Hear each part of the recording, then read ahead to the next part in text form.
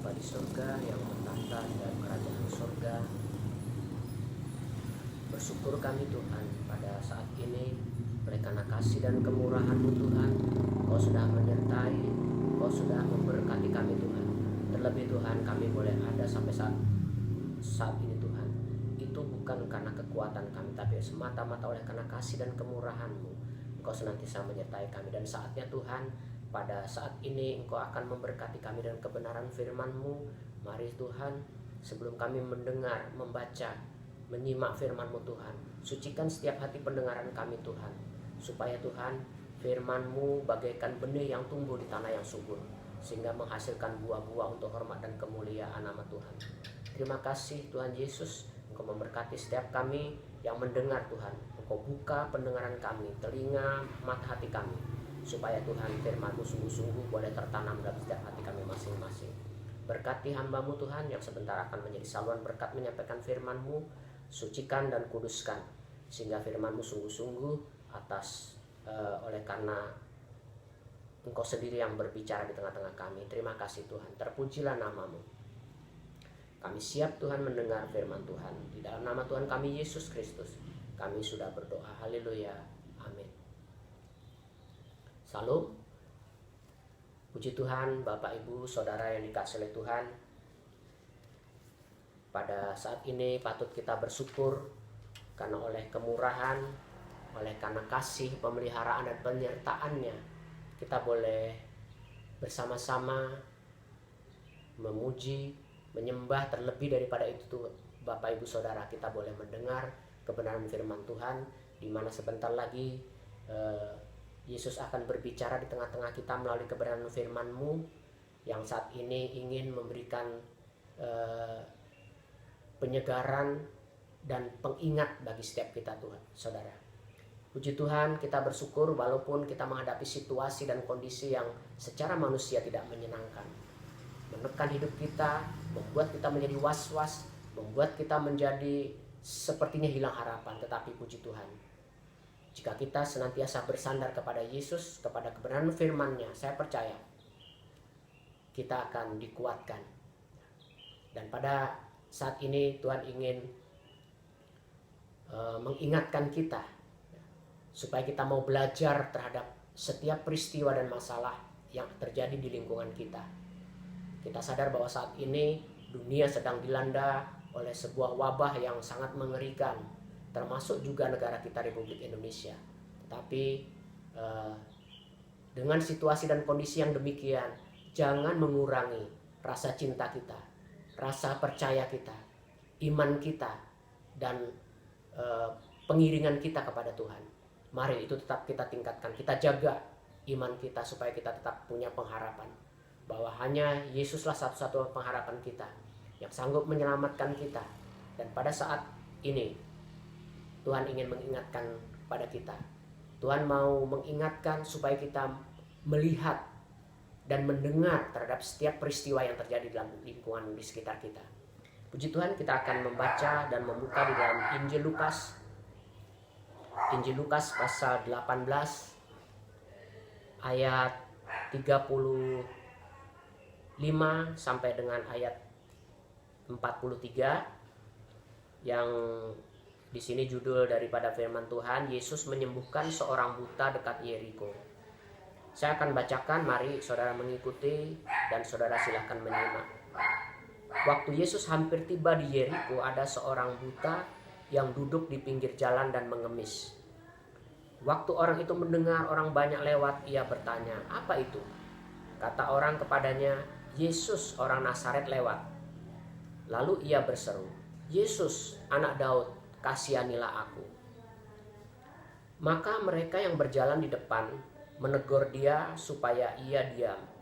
Namun semakin keras ia berseru, "Anak Daud, kasihanilah aku." Lalu Yesus berhenti dan menyuruh membawa orang itu kepadanya. Dan ketika ia telah berada di dekatnya, Yesus bertanya kepadanya, "Apa yang kau kehendaki supaya aku perbuat bagimu?" Jawab orang itu, "Tuhan, supaya aku dapat melihat." Lalu kata Yesus kepadanya, "Melihatlah engkau, imanmu telah menyelamatkan engkau. Dan seketika itu juga melihatlah ia, lalu mengikuti dia sambil memuliakan Allah. Seluruh rakyat melihat hal itu dan memuji-muji Allah. Amin. Buat firman Tuhan.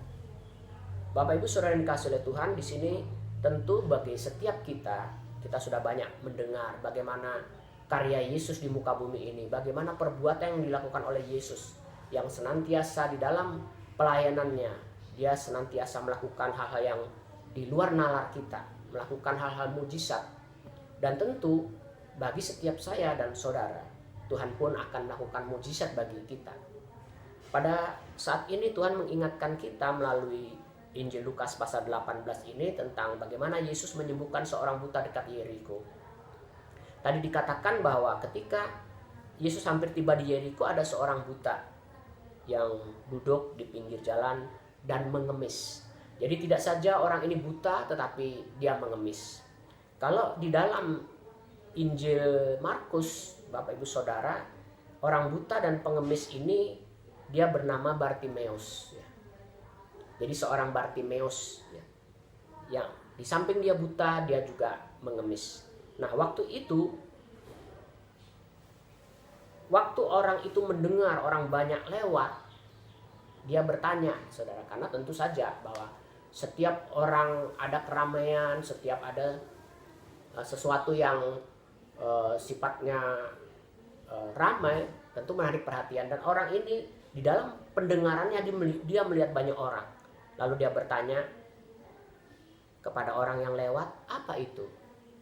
Lalu orang itu menjawab, Yesus orang Nazaret sedang lewat.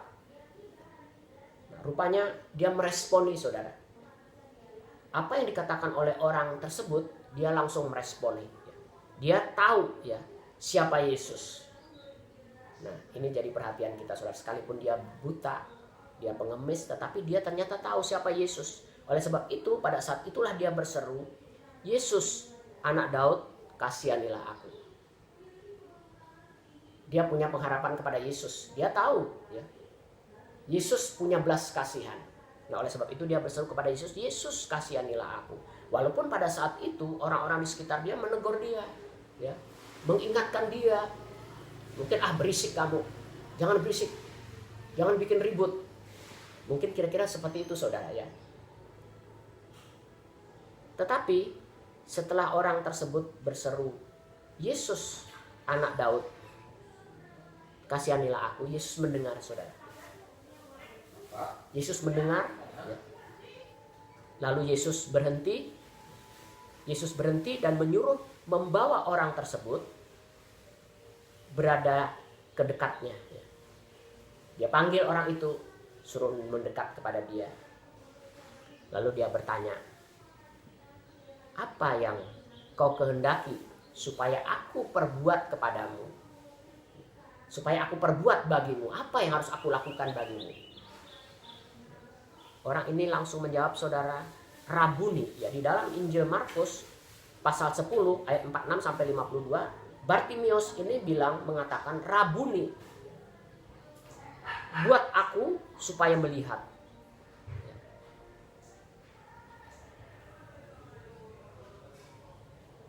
Tuhan, supaya aku dapat melihat. Supaya aku dapat melihat. Rabuni. Jadi kalau saya menerjemahkan di dalam pengertian saya, tentu dia mengatakan, celikkan mataku Tuhan, bukakan mataku, buka mataku supaya aku bisa melihat. Nah, Bapak Ibu Saudara yang dikasihi oleh Tuhan, kisah Bartimeus ini kalau secara rohani kita perhatikan dalam kehidupan kita sehari-hari, ya, kita melihat bahwa ternyata banyak orang Kristen yang mengalami kebutaan. Orang Kristen yang buta bahkan juga menjadi pengemis, saudara. Tapi dalam tanda kutip ya. Banyak orang Kristen kita jumpai menjadi seorang yang buta dan mengemis, saudara. Orang buta ini kan semua yang di sekitarnya, apa yang dilihat itu semua gelap. Dia tidak dapat melihat sesuatu, tidak ada terang sedikit pun. Semua gelap.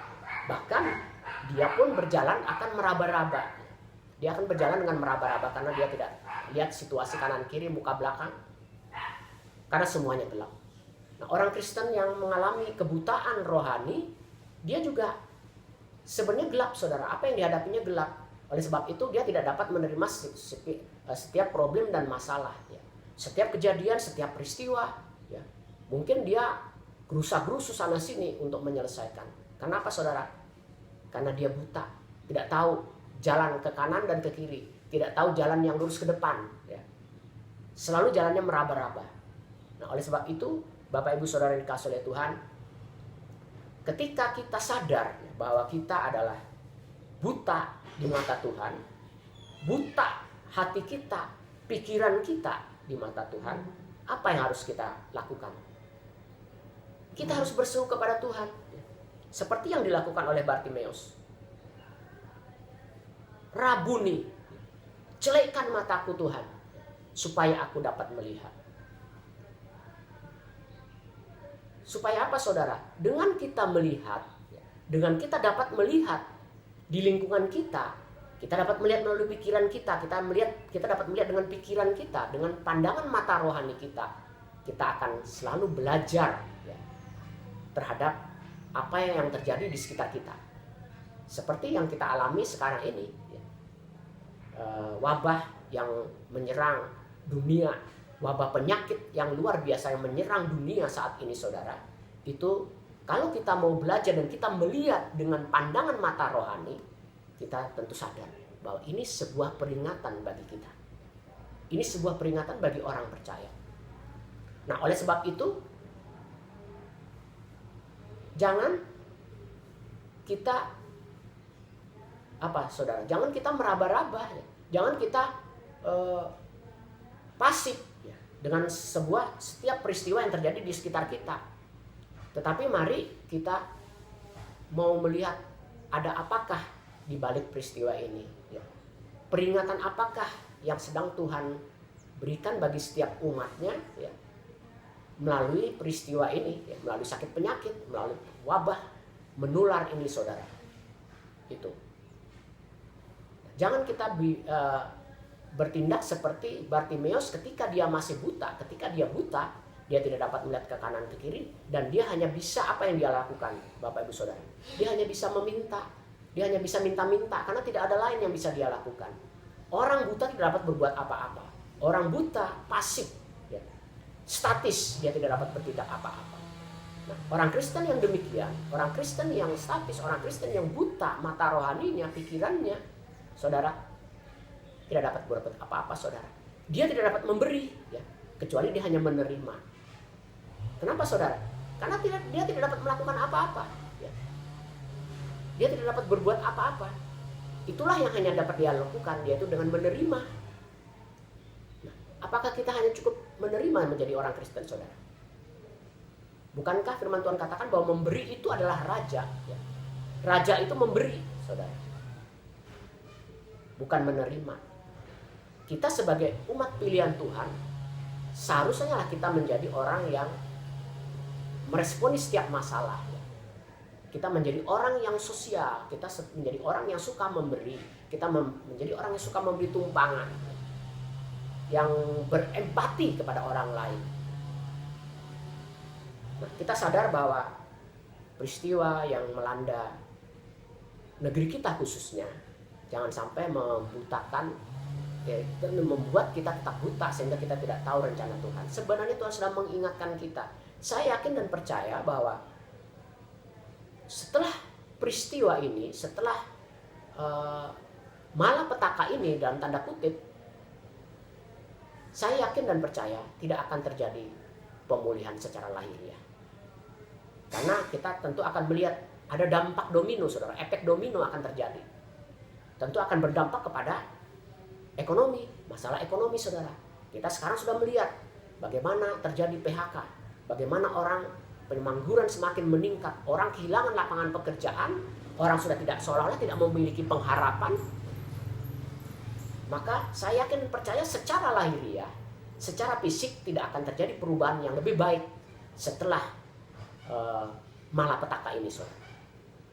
Nah, oleh sebab itu mari kita minta Tuhan celikkan mata hati kita supaya kita belajar dari peristiwa ini dan Tuhan memulihkan kita. Apa yang dipulihkan saudara? Apa yang Tuhan pulihkan bagi setiap kita? Rohani kita. Oke lah, secara lahiriah tidak dapat dipulihkan karena itu memang nubuatan firman Tuhan, tidak dapat disangkal saudara. Menjelang kedatangan Yesus, menjelang akhir zaman, kita akan melihat peristiwa-peristiwa yang dahsyat, peristiwa-peristiwa yang mengerikan, yang secara logika sudah tidak mungkin ada perbaikan saudara, secara lahiriah. Nah, oleh sebab itu, mari kita minta Tuhan memulihkan kondisi rohani kita, memulihkan penglihatan rohani kita, memulihkan kebutaan kita supaya kita bisa melihat terhadap peristiwa yang terjadi, ya. Bahwa semua ini peringatan bagi kita untuk kita semakin diingatkan, untuk kita semakin berjaga-jaga bahwa kedatangan Tuhan sudah semakin di ambang pintu. Kalau saya membaca saudara di sosial media, di berita-berita, di saluran saluran sosial media maksud saya, kita melihat bahwa sungguh kita sedang menghadapi hari-hari terakhir. Kita sedang menghadapi hari-hari yang sangat menentukan, ya. Apakah kita termasuk orang yang diselamatkan atau tidak? Nah, oleh sebab itu, mari di dalam ayat tadi dikatakan ketika Bartimeus datang mendekat kepada Yesus, Yesus berkata, "Apa yang kau kehendaki supaya aku perbuat bagimu?" Lalu jawab orang itu, "Tuhan, supaya aku dapat melihat." Di dalam kitab yang lain, di Injil yang lain dikatakan, "Rabuni, celikkan mataku Tuhan, buka mataku, buka mata hati rohaniku." Setiap orang Kristen kita wajib berseru kepada Tuhan, "Buka Tuhan mata rohaniku." Karena apa saudara? Kita buta. Sebenarnya kita buta. Kenapa? Firman Tuhan mengatakan bahwa kita memang dibuat buta oleh apa saudara? Oleh ilah-ilah dari dunia ini. Apa ilah-ilah dunia ini? Ilah-ilah dari dunia ini tidak lain harta kita membuat kita buta, pekerjaan kita membuat kita buta, saudara. Sesuatu yang menjadi perhatian kita lebih, ya, daripada kita memperhatikan perkara-perkara rohani, itu sudah menjadi ilah. Itulah yang membuat kita menjadi buta secara rohani. Nah, oleh sebab itu di dalam Injil Yohanes, di dalam Injil Lukas, ya, di dalam Injil Lukas pasal 24 ayat 45 dikatakan, "Lalu membuka pikiran mereka sehingga mereka mengerti kitab suci." Yesus mengingatkan kepada mereka, Yesus membuka pikiran mereka, saudara, supaya mengerti kitab suci. Demikian juga dalam kehidupan kita. Ketika saudara dan saya kita berseru-seru kepada Tuhan, "Rabuni, Tuhan, celikkan mataku supaya aku bisa melihat." Tuhan membuka mata hati kita. Tuhan membuka pikiran kita sehingga kita semakin mengerti firman Allah, semakin mengerti rencanaan dalam kehidupan kita, semakin mengerti, semakin bisa membaca setiap masalah yang terjadi di sekitar kita. Oh, Tuhan sedang mengingatkan saya. Oh, Tuhan sedang mengingatkan saya supaya saya segera berjaga-jaga karena kedatangan Tuhan sudah semakin dekat. Di dalam Injil yang lain, di dalam Injil Yohanes, kalau tidak salah, Tuhan mengingatkan, "Berjaga-jagalah." Sekali lagi kuingatkan, kata Tuhan, kepada semuanya. Jadi bukan kepada murid-muridnya saja. Yesus mengatakan kepada semuanya, "Berjaga-jagalah." Nah, Bapak Ibu Saudara yang dikasihi oleh Tuhan, dan ketika kita dapat melihat perkara-perkara yang terjadi dalam kehidupan kita, di sekitar kita, ketika Yesus sudah mencelikkan kita, membuka mata hati kita, membuka mata rohani kita dari kebutaan kita, ya, ada satu peristiwa yang terjadi saudara. Betapa kita dapat memuliakan Tuhan, betapa kita akan semakin bersyukur kepada Tuhan bahwa Tuhan telah membuka mata hati kita sehingga kita menjadi dan mengerti setiap firman Allah, setiap perkataan Tuhan, setiap peristiwa-peristiwa yang terjadi di sekitar kita. Kita semakin mengerti saudara. Tentu ya, kalau saudara betapa bahagianya ketika ya saudara dibukakan sebuah rahasia, ya, mungkin dari teman akrab saudara, ya. saudara akan bangga, wah dia rupanya percaya kepadaku. Dia begitu yakin dan percaya kepadaku sehingga tidak ada sebuah rahasia pun yang disembunyikan. Demikian juga dalam kehidupan kita. Tidak ada lagi rahasia ketika mata hati kita dibuka oleh Tuhan, dicelikkan oleh Tuhan, semua akan terbuka, semua akan diperlihatkan oleh Tuhan. Lalu apa yang terjadi saudara? Ya, ketika kita percaya kepada Tuhan, kita berseru-seru kepada Tuhan supaya Tuhan mencelikkan hati kita, mata hati kita. Tuhan, apa yang Tuhan lakukan dalam kehidupan kita. Lalu Yesus berkata kepadanya, lalu kata Yesus kepadanya, melihatlah engkau, imanmu telah menyelamatkan engkau. Jadi, iman kitalah yang menyelamatkan kita, saudara. Iman percaya kita kepada Yesus itulah yang menyelamatkan kita. Iman itu bicara sesuatu yang tidak kelihatan, tapi pasti dapat kita lakukan. Kita beriman, saudara. Jangan kita belajar dari peristiwa Thomas, ketika Thomas bertemu dengan, diceritakan bahwa Yesus sudah bangkit, dia tidak percaya, saudara. Aku hanya percaya setelah aku dapat jariku dapat masuk ke lubang paku di tangannya. Itu perkataan Thomas. Thomas tidak beriman, saudara. Karena iman itu tidak melihat tetapi percaya, saudara. Nah, oleh sebab itu ketika kita percaya kepada Yesus bahwa Yesus akan membuka kebutaan kita, maka iman itulah yang menyelamatkan kita. Iman itulah yang menyelamatkan kita. Nah, Bapak Ibu Saudara yang dikasihi oleh Tuhan, di dalam ayat yang ketiga dikatakan, ayat 43 dikatakan, dan seketika itu juga melihatlah ia, lalu mengikuti dia sambil memuliakan Allah. Seluruh rakyat melihat hal itu dan memuji-muji Allah. Saya kira ketika kita dicelikkan mata hati kita, saudara, kita dibuka hati kita, pikiran kita dari kebutaan kita menjadi kemuliaan bagi Tuhan. Tuhan akan dipermuliakan, saudara. Kenapa, saudara? Karena ketika kita dicelikkan mata hati kita, dengan tanpa kebutaan kita dapat melakukan segala sesuatu. Yakin dan percaya kita bukan menjadi seorang pengemis lagi, saudara. Kenapa? Karena kita sudah dicelikkan mata hati kita. Bukan lagi kita menjadi orang yang minta-minta, tapi kita menjadi orang yang memberi. Memberikan damai sukacita, ya. Memberikan firman kepada orang lain, mengingatkan kepada orang lain, menjadi saksi dimanapun kita berada. Kesempatan, saudara, hari-hari terakhir ini kita harus menjadi saksi. Kenapa? Ya. Karena kedatangan Tuhan sudah semakin dekat. Banyak caranya, saudara, seperti yang saya lakukan. Saya sering bersaksi melalui sosial media. Banyak hamba-hamba Tuhan juga saya lihat seperti itu, saudara. Nah, jangan ketinggalan, kita pun seperti itu. Mari kita berlomba-lomba. Jangan sampai malapetaka yang terjadi di negeri kita menjadi orang yang apatis, membuat kita menjadi pesimis. Tetapi mari tumbuhkan semangat kita. Tuhan akan memulihkan keadaan rohani kita. Sekalipun kita sadar, mungkin kondisi-kondisi fisik, kondisi-kondisi lahiriah tidak akan dipulihkan. Karena itu sudah nubuatan firman. Tetapi mari kita minta kondisi rohani kita dipulihkan oleh Tuhan. Supaya kita semakin mengerti rencana Tuhan. Semakin kita mengerti setiap peristiwa demi peristiwa, kejadian demi kejadian di sekitar kita, kita melihat, oh Tuhan sedang mengingatkan kita. Tuhan sedang berbicara kepada kita. Nah, Bapak Ibu Saudara yang dikasihi oleh Tuhan, puji Tuhan. Kiranya firman Tuhan, renungan yang singkat pada saat ini semakin mendorong kita, menumbuhkan iman kita. Sebab sekarang kita bukan lagi orang buta. Kita bukan lagi menjadi pengemis. Tetapi kita menjadi orang yang merdeka. Orang yang sudah dicelikkan. Orang yang sudah dapat melihat setiap perkara terjadi.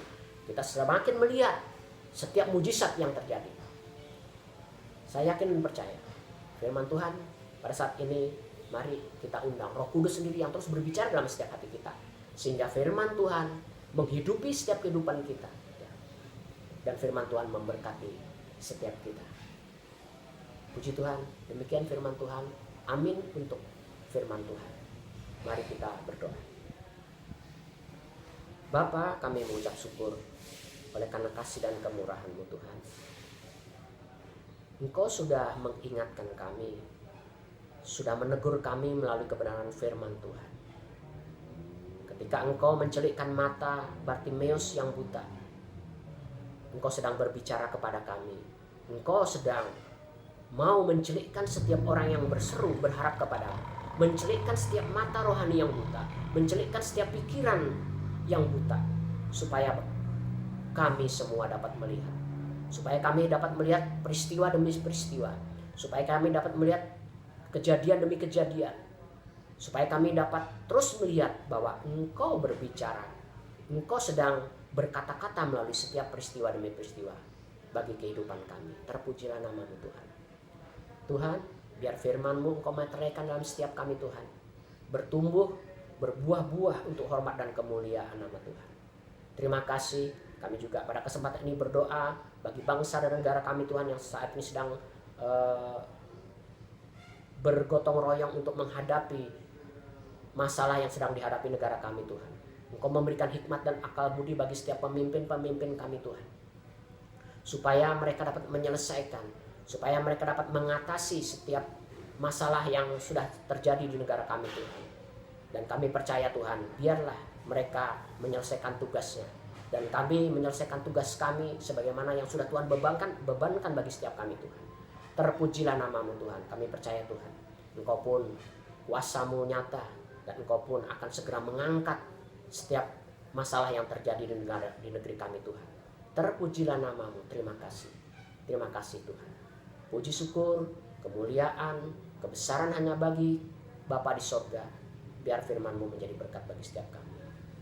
Dalam nama Tuhan Yesus Kristus kami mengucap syukur dan kami sudah berdoa. Haleluya, haleluya. Amin.